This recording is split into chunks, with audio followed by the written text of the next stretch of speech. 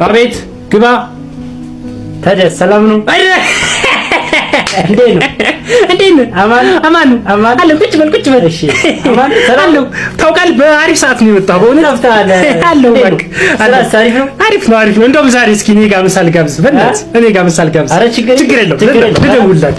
ቆየን እኮ ከተገናኘን እራሱ ባለቤትንም አታውቃትም። በነገራችን ምሳ እዛው እየበላን አስተዋውቅሃለሁ። እሺ ደህና ነህ ግን? አለሁልህ። ኧረ በል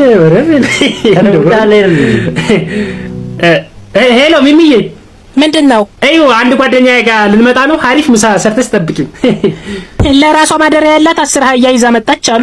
ኮተትህን ጀሌዎችን እየሰበሰብክ ምን ነው? አይ ገበያ ይወጣል እኮ አለች።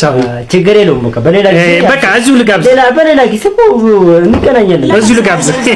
ገበያ ይወጣው አለች። በወዝ ናት።